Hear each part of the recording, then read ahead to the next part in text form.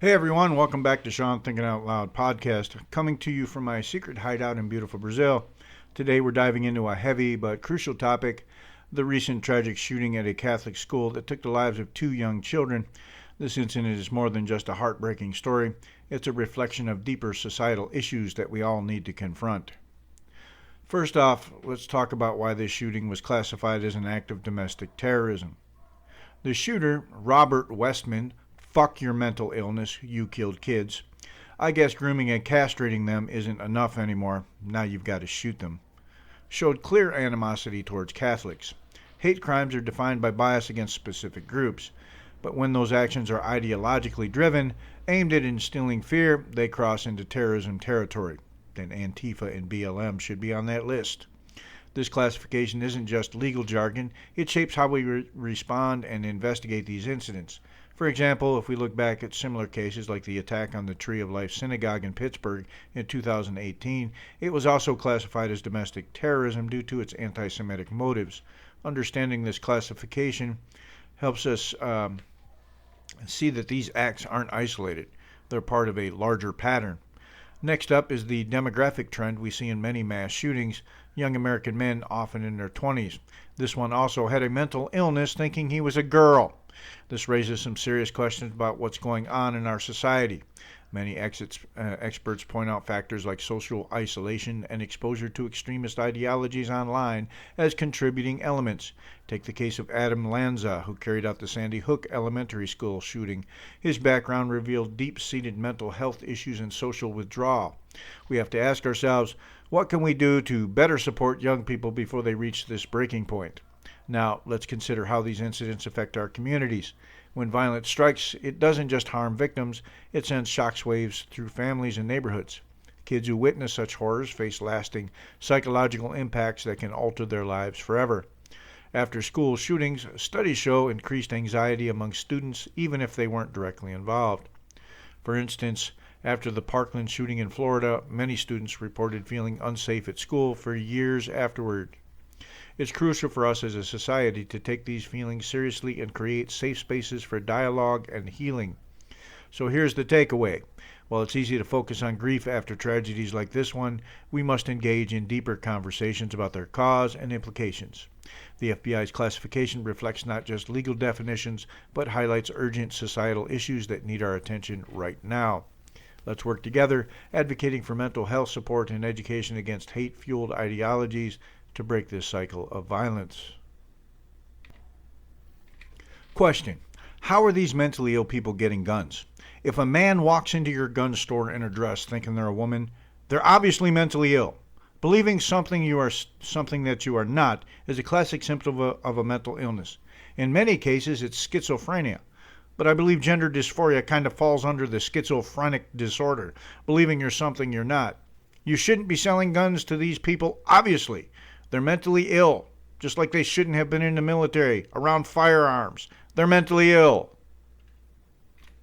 And if you don't like what I have to say, fuck off, Pastor Tuesday!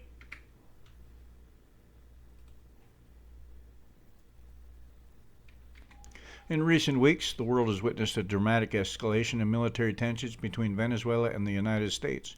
With Venezuela mobilizing troops and deploying drones, we must consider what this means for regional stability and international relations. Venezuela's Defense Minister Vladimir Padrino Lopez announced that the country has deployed 15,000 troops along its border and waterways. You notice they never mentioned the quality of troops they put along a border. I don't know if anyone has ever seen the Venezuelan military, but I'm not worried. 4,000 Marines against these guys? Maduro needs more people. This move directly responds to the presence of U.S. warships in the Caribbean, which Caracas views as a grave threat. By ramping up military readiness, Venezuela is sending a clear message about its determination to protect its sovereignty. However, this may also be an effort to rally domestic support amidst ongoing economic turmoil.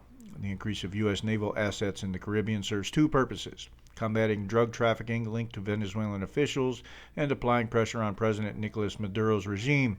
For instance, recent reports indicate that guided missile destroyers are patrolling these waters, ostensibly to intercept narcotic shipments. This dual strategy not only reflects a strong stance against drug trafficking, but also positions the U.S. as a formidable presence in Latin America, a region historically sensitive to foreign interventions, unless, of course, it's Russia or China, which really hasn't worked out for any of the countries that sided with either of those countries. I should include Iran in there. Iran supports Venezuela. And, of course, Venezuelans are eating their pets and garbage. Instead of dropping bombs, all the Americans have to do is drop sandwiches. Resistance over. While both nations are flexing their military muscles, well, America is flexing its military muscle. Venezuela is threatening to have the American military shoot its starving populace. It's crucial to recognize the risks involved in such posturing. A miscalculation could lead to armed conflict with devastating consequences for both countries and potentially destabilize the entire region. History teaches us that military interventions often result in unintended outcomes. Prolonged conflicts or humanitarian crises can emerge from actions taken with seemingly good intentions. As we analyze this situation, one takeaway stands out. Effective communication is essential for avoiding escalation into open conflict. Both countries must navigate this delicate balance carefully. As tensions rise between Venezuela and the United States amid military mobilizations and strategic posturing, it's imperative for all of us policymakers and citizens alike to stay informed about these developments. Understanding these complex dynamics will help us advocate for peaceful resolutions rather than escalating conflicts, which I'm all for. Nobody wants a war. Idiot who burned the flag in front of the White House. I know I'm living in Trump's head right now, and honestly, I love it. It looks to me like the best part of you ran down the crack of your mama's ass and ended up as a brown stain on the mattress. Let me clear something up for you. Donald Trump doesn't know who this retard is, nor does he care. He's the multi-billionaire president of the United States, and it would appear more likely he's living in your head, dingle nuts. Let's talk about something serious. The recent incident involving a combat veteran burning the American flag. It raises questions about respect, rights, and what it means to protest in this country. First off, we must recognize that flag burning is legally protected as free speech under the First Amendment. However, it should be noted, committing arson on federal grounds isn't. Way to go, dingle nuts. Even if they drop the flag thing, you're still catching a charge. A Supreme Court ruling from 1989 established this right. However, just because you can do something doesn't mean you should. Jay Carey, who claims to be a 20-year combat vet, set fire to the flag in front of Lafayette Park across from the White House. Yeah, it's illegal to commit arson in a federal park. Still catching the charge, dingle nuts. He did this as a political statement against President Trump and his policies. But let's think critically here. Is burning the flag really an effective way to express dissent? Many veterans, like myself, view it as an act of disrespect toward those who fought for that very symbol of freedom. It's not just a piece of cloth. It represents our nation, our sacrifices, and our unity. Hey, he has the right to burn a flag that he bought on his own property and in his own time. Anywhere else, it's considered arson, especially in a state federal park. I'm going to bet he didn't make it very high in rank if he is an actual combat veteran. None of these made himself... Obviously, somebody's going to look this guy up. Chances are, when he says 20-year combat veteran, it means he was like in theater, but he wasn't a door kicker. It was probably the guy that screwed up my pay. Kerry was detained by Secret Service and U.S. Park Police, not for burning the flag per se, but for setting fire in an unsecured place and damaging park property. Yeah, that's called arson. Still catching the charge, dingle nuts. Everyone has the right to be stupid as long as you're willing to pay the consequences. This brings up another crucial point. When we take action that are provocative or controversial, we must also consider their consequences. While Jay Carey may feel justified in his actions due to his military background, many see him as merely seeking attention, what some might call being a drama queen. His actions overshadow legitimate grievances against government policies by turning them into spectacles that distract from serious discussions. The broader community reaction also plays a vital role here. Many residents of Washington, D.C. appreciate having National Guard troops present during times of unrest. They feel safer walking their neighborhoods without fear of being accosted or encountered trash-filled streets. One resident even expressed relief at being able to navigate Union Station without stress, a stark contrast to prior conditions. This begs the question, Should we prioritize political statements over community safety? The answer seems clear. While free speech is essential, so is maintaining order and safety within our communities. While everyone has the right to express themselves freely, even though acts like flag burning, it's crucial to consider how such actions affect others and what they communicate about us as a society. Let's strive for dialogue rather than drama. So I guess a Pscycho dude, well, it was a dude, put out some manifesto. Was a dude, now it's a cadaver, put out a manifesto online. Hey folks, if you're going to whack somebody because you hate life, how about just yourself? You can do all the manifestos you want and then just suck start a shotgun.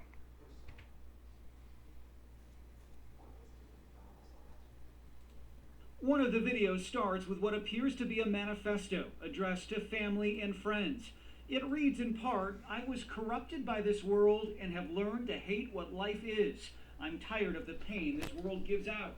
It goes on to say, "I have wanted this for so long. I am not well, I am not right. I am a sad person haunted by these thoughts that do not go away. I know this is wrong, but I can't seem to stop myself." Robin signed it at the end. Much of the videos contain profanities, disturbing. It's Robert. It's Bob. Several guns, ammo, and magazines are also on full display. At one point, the suspected Adios, shooter Bob. appears to make a direct reference to the attack. Tomorrow. I'm sorry to my family. But that's it. That's the only people I'm sorry to. Those kids. One of the videos starts with what appears to be a manifesto. I can't believe it. The news, left-leaning of course, are still out there saying motive unknown for mass shooting. Well, let's put two and two together, shall we? Mentally ill man, thinks he's a woman, but hates religion and Donald Trump. What could the motive be? Could it be that he's just a loony leftist and they're more prone to be mentally ill and violent? I know, I've dug up a sufficient amount of evidence on their mental illness and violence. You don't cause $2 billion worth of damage over a lie if you're sane. In the aftermath of a tragic event that has reverberated throughout the nation, we find ourselves grappling with not only the profound grief that accompanies such losses, but also the ensuing political discourse that often follows. Mayor Jacob Fry's response to a recent tragedy involving children at a church, where the innocence of youth was shattered, highlights a disheartening trend: the politicization of grief. His remarks, while ostensibly aimed at uniting the community, quickly devolved into a critique of thoughts and prayers, exposing a deeper ideological divide in our society. This incident serves as a microcosm of the broader cultural conflict in America, a struggle not only for understanding and compassion, but also for the very soul of our nation. The mayor's call for embracing families suffering from unimaginable pain is commendable. However, his immediate dismissal of prayer as inadequate strikes at the heart of a significant demographic in America. For many, faith is not merely a passive response to tragedy, but an active source of comfort and strength. In Fry's framing, there is an implicit mockery of those who turn to prayer in times of crisis, suggesting that such expressions are insufficient in the face of systemic issues like gun violence. This dismissal not only alienates religious communities, but also diminishes the complexity of grief, which often intertwines with faith for those affected. At the core of this discussion is an unsettling trend: the vilification of certain religious expressions while simultaneously elevating others. In Frey's statement, we see a clear pivot toward addressing gun control rather than engaging with the deeper questions surrounding societal violence and its roots in mental health and identity crises. The immediate shift to gun legislation overlooks critical conversations about the individual and societal factors that lead to such tragedies. It underscores a reluctance within segments of our political landscape to engage with uncomfortable truths about mental health, identity, and societal pressures that may contribute to acts of violence. Moreover, this incident reveals an alarming trend in which political figures use tragic events as platforms for advancing specific agendas rather than fostering genuine dialogue or understanding. The critique of prayer becomes emblematic of a broader cultural narrative that seeks to frame religious expression, especially Christian practices, as outdated or ineffective. In contrast, alternative narratives surrounding marginalized identities are often shielded from scrutiny. Islam, This selective engagement creates an environment where certain groups are demonized while others are elevated, resulting in further polarization within society. The implications of this divisive rhetoric extend beyond individual tragedies. They shape public perception and discourse around critical issues like gun control and mental health. By framing these discussions through a lens that dismisses certain religious perspectives while elevating others, we risk deepening societal divides rather than healing them. A true engagement with these issues requires acknowledging diverse viewpoints and recognizing that faith can play a pivotal role in both individual healing and community resilience. As we reflect on this tragic event and its aftermath, it's essential to recognize that grief is complex and multifaceted. Rather than reducing it to simplistic narratives about thoughts and prayers or gun control, we must strive for a more nuanced understanding that includes discussions about faith, mental health, and community support systems. In doing so, we can foster dialogue that transcends political divides and leads to meaningful solutions that honor those lost while addressing the underlying issues that contribute to such tragedies. The intersection of tragedy and politics in America calls for a deeper reflection on how we engage with one another in times of crisis. Mayor Fry's comments highlight the urgent need for compassion that recognizes diverse experiences and beliefs rather than dismissing them outright. By embracing dialogue that includes all perspectives, especially those rooted in faith, we can begin to heal as a society while working towards solutions that address the complexities surrounding violence and loss. The path forward requires us to listen deeply, empathize broadly, and engage thoughtfully with one another as we navigate these challenging times together. I'm going to say what other people are afraid to say. People who don't know what gender they are and are being injected with huge amounts of hormones from the opposite sex should not be allowed to buy firearms. They're mentally ill.